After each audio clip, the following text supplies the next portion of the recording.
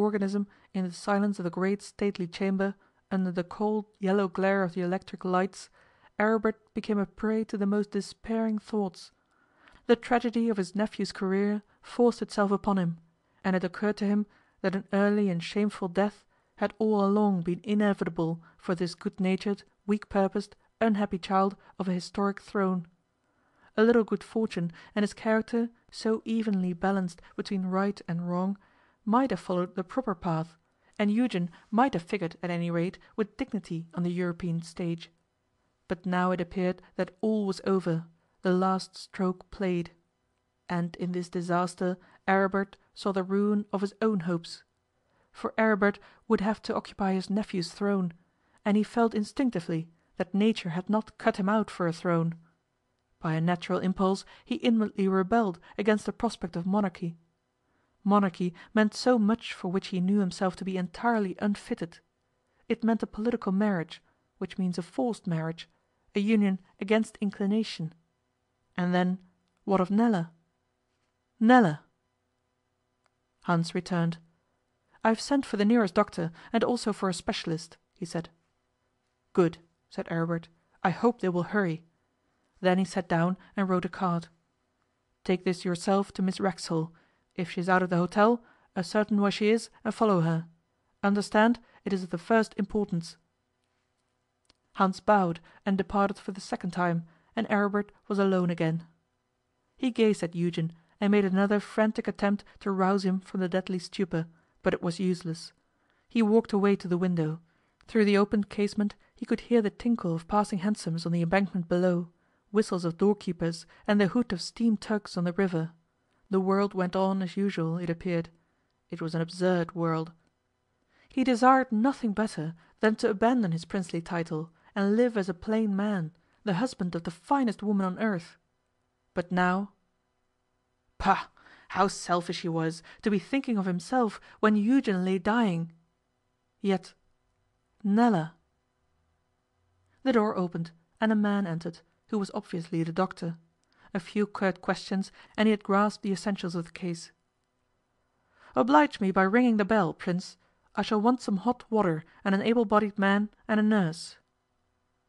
"Who wants a nurse?" said a voice, and Nella came quietly in. "I am a nurse," she added to the doctor, "and at your orders." The next 2 hours were a struggle between life and death. The first doctor, a specialist who followed him, Nella, Prince Aribert, and old Hans formed, as it were, a league to save the dying man. None else in the hotel knew the real seriousness of the case. When a prince falls ill, and especially by his own act, the precise truth is not issued broadcast to the universe. According to official intelligence, a prince is never seriously ill until he is dead. Such is statecraft. The worst feature of Prince Eugen's case was that emetics proved futile. Neither of the doctors could explain their failure, but it was only too apparent. The league was reduced to helplessness.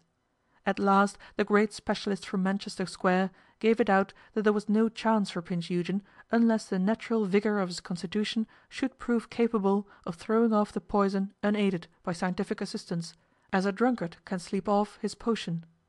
Everything had been tried, even to artificial respiration and the injection of hot coffee. Having emitted this pronouncement, the great specialist from Manchester Square left. It was 1 o'clock in the morning. By one of those strange and futile coincidences which sometimes startle us by their subtle significance, the specialist met Theodore Racksole and his captive as they were entering the hotel. Neither had the least suspicion of the other's business. In the state bedroom the small group of watchers surrounded the bed. The slow minutes filed away in dreary procession. Another hour passed. Then the figure on the bed, hitherto so motionless, twitched and moved. The lips parted. "There is hope," said the doctor, and administered a stimulant which was handed to him by Nella. In a quarter of an hour the patient had regained consciousness. For the 10,000th time in the history of medicine, a sound constitution had accomplished a miracle impossible to the accumulated medical skill of centuries. In due course the doctor left, saying that Prince Eugen was on the high road to recovery, and promising to come again within a few hours. Morning had dawned.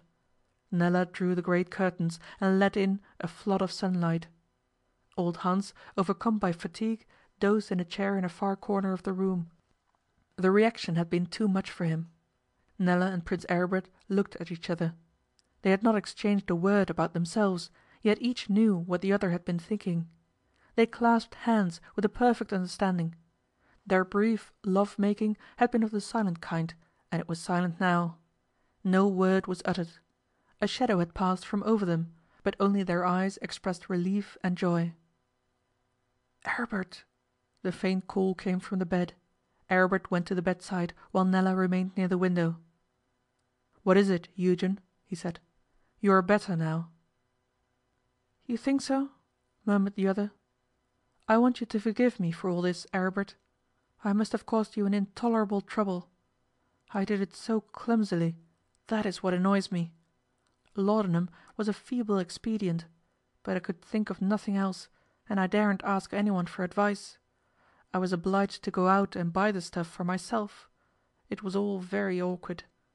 But thank goodness it has not been ineffectual.' 'What do you mean, Eugen? You are better. In a day or so you will be perfectly recovered.'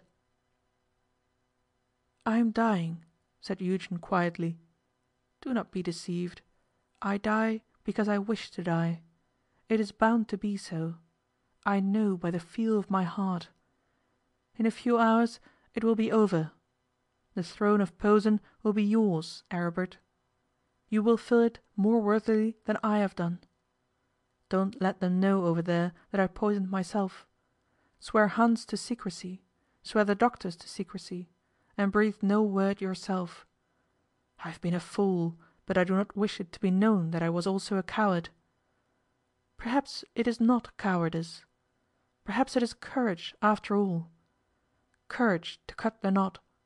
I could not have survived the disgrace of any revelations, Aribert, and revelations would have been sure to come.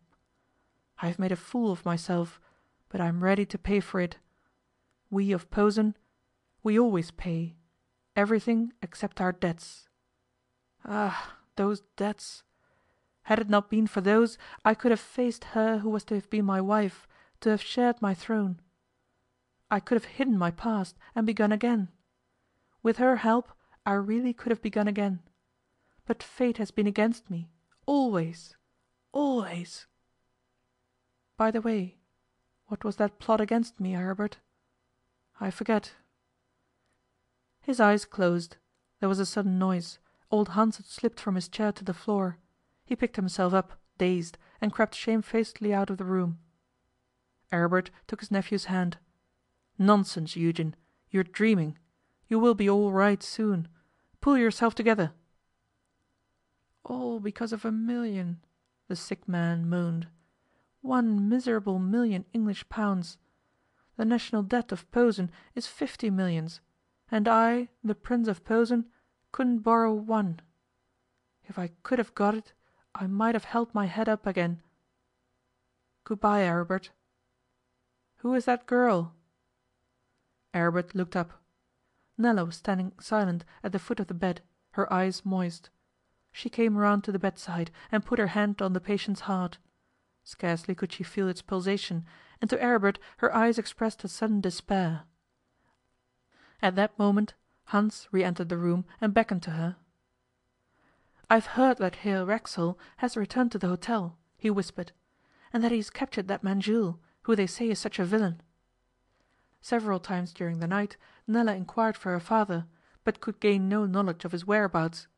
Now, at 6:30 in the morning, a rumour had mysteriously spread among the servants of the hotel about the happenings of the night before.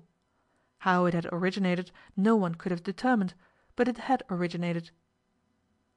'Where is my father?' Nella asked of Hans. He shrugged his shoulders and pointed upwards. 'Somewhere at the top, they say.' Nella almost ran out of the room. Her interruption of the interview between Jules and Theodore Racksole has already been described. As she came downstairs with her father, she said again: 'Prince Eugen is dying, but I think you can save him.' 'I?' exclaimed Theodore. 'Yes,' she repeated positively. 'I will tell you what I want you to do, and you must do it. Chapter 27 and 28.